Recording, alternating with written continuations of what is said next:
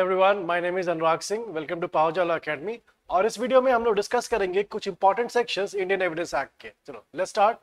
सो first thing, आपको Indian evidence act को thoroughly पढ़ना है, बिकॉज ये याद रखना कि this is a very important act, if not the most important act, right.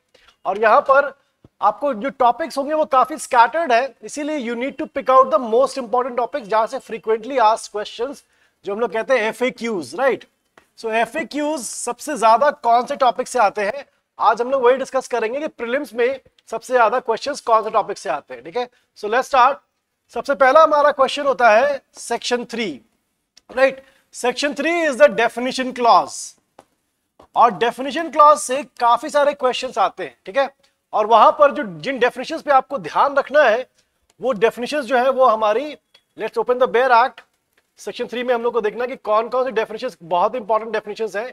जैसे पहले हम लोग को डेफिनेशन देख के रखनी है कि what is a relevant fact and what is a fact in issue. These both definitions are very important. Not only that, इसके साथ ही आपको इसकी इलस्ट्रेशंस पे भी बहुत ध्यान रखना पड़ेगा।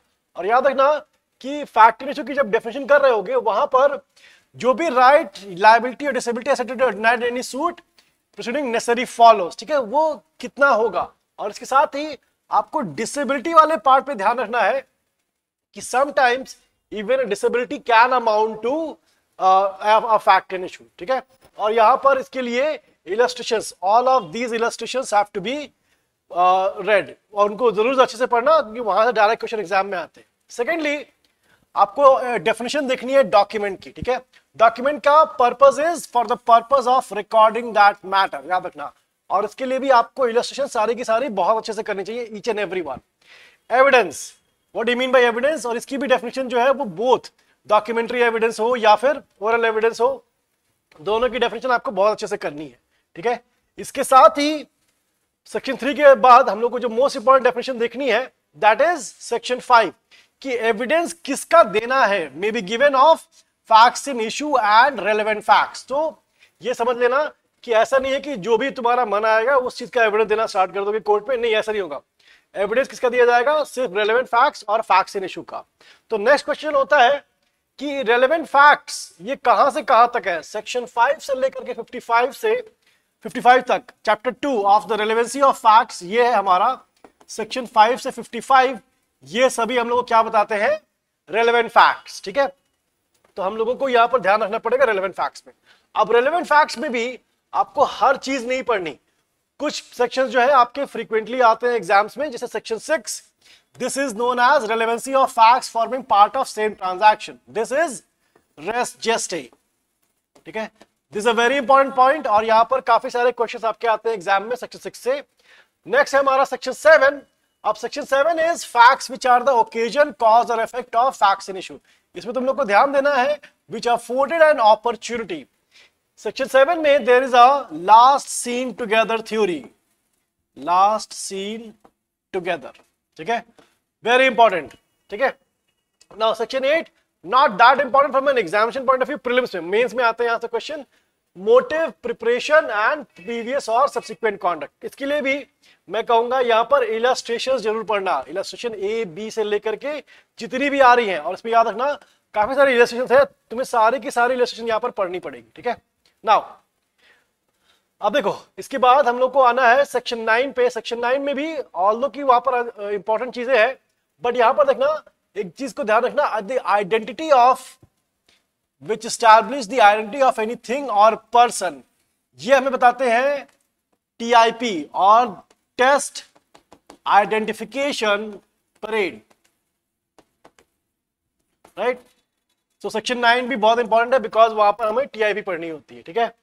Section 10 you can ignore, but section 11 को तुम लोगों को ध्यान से पढ़ना है, बिकॉज यहां पर आता है हमारा section 11 is again very important, and this is plea of alibi, right, again very important. Next section 12 जो है, देखो section 12 itself not very important, but section 12 को हमेशा रिलेट किया करो टॉर्ट से, ठीक है। If you have studied tort, याद रखना टॉर्ट में any fact which enable the court to determine the amount of damages which ought to be awarded is relevant, that is tort. Section 13, देखो section 13 को हमेशा पढ़ा करो 13 को पढ़ा करो, ये राइट्स और कस्टम्स से रिलेटेड है, राइट्स और कस्टम्स, इसे तुम रिलेट किया करो उधर सेक्शन 48 49 से, वहां रिलेट किया करो, सेक्शन 32(4) से रिलेट किया करो। All of those provisions are very important. Then you have dying declaration. देखो यहां पर सेक्शन 17 में हम लोग जब एडमिशन एंड कन्फेशंस पढ़ते हैं, although very important one, but admission से क्वेश्चन जो है वो मीन्स में ज्यादा आते हैं, प्रीलिम्स में कम आते हैं। सेक्शन 17 में पढ़ लेना, 17, 18, 19, 20 एंड 21 इज वेरी इंपॉर्टेंट यहाँ पर, 21, ठीक है। एंड देन कन्फेशंस में, और कन्फेशंस में 24 से लेकर के 30 तक हमारा कन्फेशंस है यहाँ पर, सेक्शन 24 से लेकर के 30 तक, ठीक है। It's a very important word, and 24 must be read with section 28, ठीक है। जब हम लोग आगे पढ़ते हैं सेक्शन 28 के साथ हम लोग इसे हमेशा सेक्शन 24 को रिलेट करके पढ़ते हैं, ठीक है। अब इसके साथ ही यहां पर है सेक्शन 30, अ वेरी इंपॉर्टेंट वन, जहां पर कि को अक्यूज की कन्फेशन का रिलेवेंस क्या होता है, उसे हम लोग पढ़ते हैं रिलेट करके। सेक्शन 30 को हम लोग रिलेट करते हैं सेक्शन 114 की इलस्ट्रेशन बी से, ठीक है। तो याद रखना, this is a very important section, section 30 read with section 114 illustration B, ठीक है।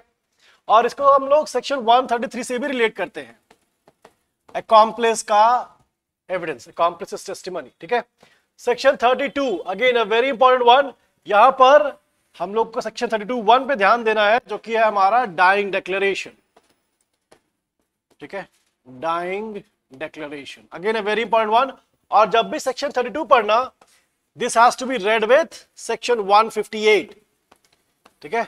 सेक्शन 158 के साथ पढ़ना कि डाइंग डिक्लेरेशन को क्या हम लोग डिसप्रूव कर सकते हैं, क्या उसे कॉन्ट्रडिक्ट कर सकते हैं या नहीं कर सकते हैं, ठीक है, all of those things. Then section 40 से लेकर के 44, all of those sections are very important because वो बताते हैं रेलेवेंसी ऑफ जजमेंट्स, ठीक है। सेक्शन 40 से लेकर के 44, दिस इज 40 से लेकर के 44 relevancy of judgments, previous judgment जो है वो कहां कहां रेलेवेंट होती है। जैसे आपको अगर रेस जुडिकेटा का बार प्रूव करना है, how do you prove it, by the previous judgment. Section 40 बताएगा कि रेस जुडिकेटा का बार आप कैसे प्रूव करते हो। फिर सेक्शन 41 में अगर आप जाओगे, सेक्शन 41 में वहां पर आपको कुछ particular types of court, probate court, matrimonial court, Admiralty court और इंसॉल्वेंसी कोर्ट जो है, इन सारी कोर्ट्स का जुरिडिक्शन जो है वो कैसे कितना होता है, all of those things have to be kept in mind. Right in rem, ये हमारा होता है right in rem. Then section 42 is right in personam but still of a public character. Then we have section 43 कि अगर कहीं और relevant नहीं है तो यहां भी रेलेवेंट हो सकती है। एंड देन सेक्शन 44 कहता है कि if a judgment is without jurisdiction और ऑब्टेन्ड बाय फ्रॉड और कोएर्शन, ठीक है। सेक्शन 44 में जब हम चलेंगे, देखो गुड सेक्शन 44 यहां पर लिखा है कि if the judgment is obtained by fraud और कोल्यूजन, ठीक है, या the court is not competent to deliver it, then such judgment is irrelevant, ठीक है। So all of these sections are very important and top 10 sections की बात अगर हम लोग करें तो एविडेंस एक्ट में अभी जो हम लोगों ने किया है, they are very important sections for the from the point of view of prelims, ठीक है। So thank you everyone.